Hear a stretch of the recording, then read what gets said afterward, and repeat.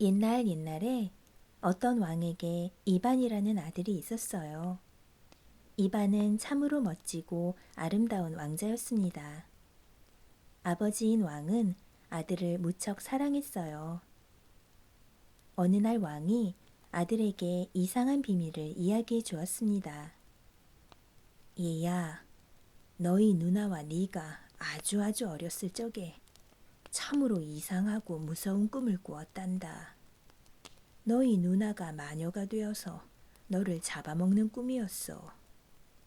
지금까지 나는 절대로 그런 일이 일어날 리 없다고 믿고 왔는데 어제 마법사가 산에서 내려와 말하기를 오늘 네가 당장 왕국을 떠나지 않으면 그 무서운 꿈이 이루어지고 아버지인 나는 죽는다는구나. 잘생긴 이반 차리에 비치는 그 말을 듣고 깜짝 놀랐습니다. 이반은 왕국을 떠나고 싶지 않았지만 아버지가 돌아가시면 큰일이라고 생각했어요. 이반은 아버지와 이별을 하고 말을 타고 길을 떠났습니다. 날마다 큰 강가를 따라 그리고 높은 산봉우리를 넘으며 여행을 계속했어요. 마침내 이반은 하얀 눈이 덮인 산봉우리를 넘어서 깊은 숲속으로 들어갔습니다. 이반 차리에 비치는 그곳에 눌러 살기로 마음을 먹고 자그마한 오두막집을 지었습니다. 이반은 왕자였지만 굶어 죽지 않기 위해서 가난한 백성들처럼 사냥도 하고 물고기도 잡았습니다. 또한 낮이나 밤이나 강가를 거닐며 고향집과 아버지와 누나를 그리워했어요. 어느 날 밤 문득 이반의 귀에 부드럽고 가는 누나의 목소리가 들려왔습니다. 사랑하는 나의 동생 이반 차리의 빛이야. 어서 집으로 돌아오너라. 네가 보고 싶어 죽겠어. 어서 빨리 돌아오너라. 아버지가 너를 간절히 기다리고 계셔. 어서 돌아오너라. 그때 이반은 흐르는 시냇물에 얼핏 스치는 누나의 얼굴을 보았어요. 누나는 몹시 슬픈 표정을 짓고 있었습니다. 이반은 물에 비친 누나의 얼굴을 좀 더 잘 보기 위해서 얼굴을 더 깊이 숙였어요. 그러나 누나의 얼굴은 순식간에 사라져버렸습니다. 그리운 누나의 목소리를 듣고 얼굴을 보자 이반은 도무지 참을 수가 없었어요. 이반 왕자는 말을 타고 왔던 길을 돌아서 달리기 시작했습니다. 하지만 달리고 달려도 돌아가는 길은 멀고 험하기만 했어요. 숲을 거의 다 빠져나왔을 때 갑자기 커다란 나무가 쓰러졌어요. 이반은 길을 가로막는 나무를 피하려다 넘어져서 다리를 다치고 말았습니다.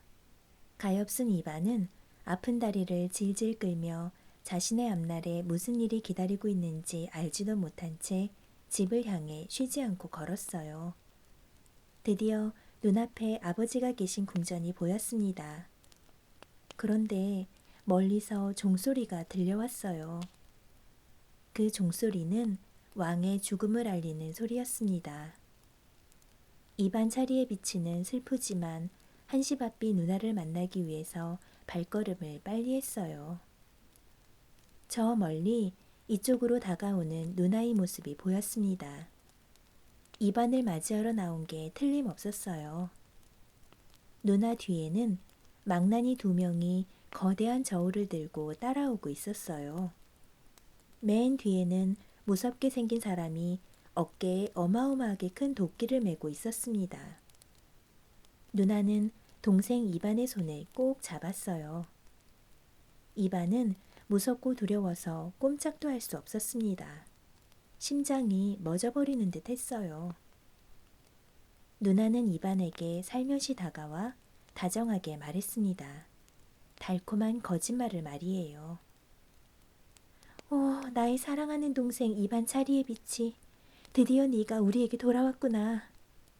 그런데 어쩌니 아버지는 얼마 전에 돌아가셨단다. 너무도 슬픈 일이지. 아버지께서는 여기에 유언을 남기셨어.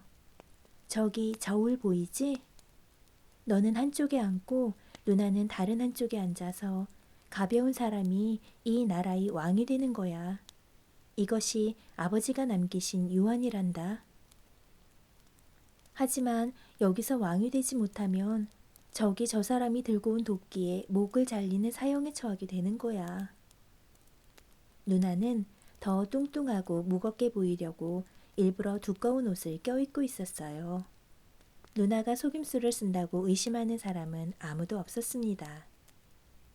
자, 사랑하는 나의 입안 차리의 빛이 골라보렴. 네가 왕이 될 수 있는 기회야.